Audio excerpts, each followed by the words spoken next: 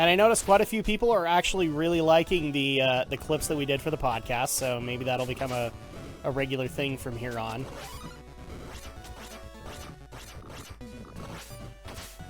Like, my plan for that is just to basically take the top stories and clip them, unless something really hilarious happens, and then that'll get a clip too. But I especially love that the one that's getting the most traction is the top story that we had, which was BOOGIE2988 versus Frank Castle. I've already received a couple of interesting takes on it, just from friends. Because, unfortunately, like, I know that it's kind of the YouTube thing to just love Boogie, and you're talking to a guy that has... I really don't have any love for Boogie. I can get a lot of his reasoning, but not in this case. And recently, I think he's just jumped off the deep end. So, yeah, Boogie got into a little bit of a tussle with a YouTube prank channel called Frank Castle. And long story short, it ended with Frank Castle going to Boogie's door, and Boogie coming out with a revolver, or not a revolver. I can't remember what it was.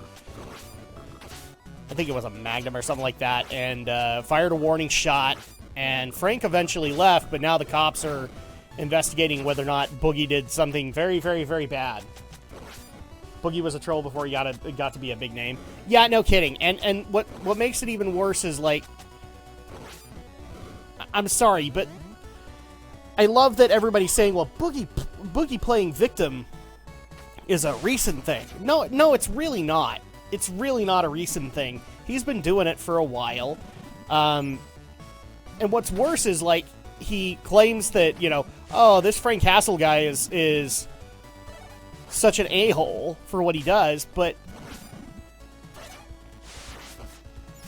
then Boogie goes on and admits that he has in the past just gone to places like 4chan just to start shit.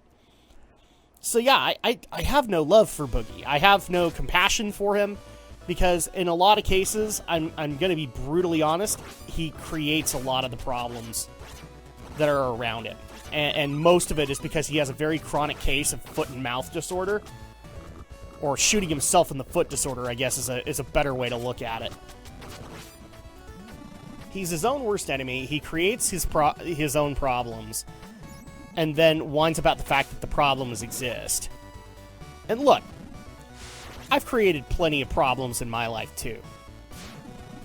The difference is that I own up to them, and if I can't find a solution right off the bat, you know, I do actually try to fix them.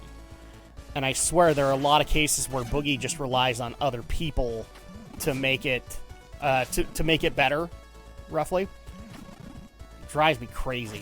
There we go. Am I going to go start, like, internet drama with Boogie? No, I have better shit to do with my life, but... Although, trust me, I've been tempted. I've had to deal with his trolls, with his fans, etc. Not a fan.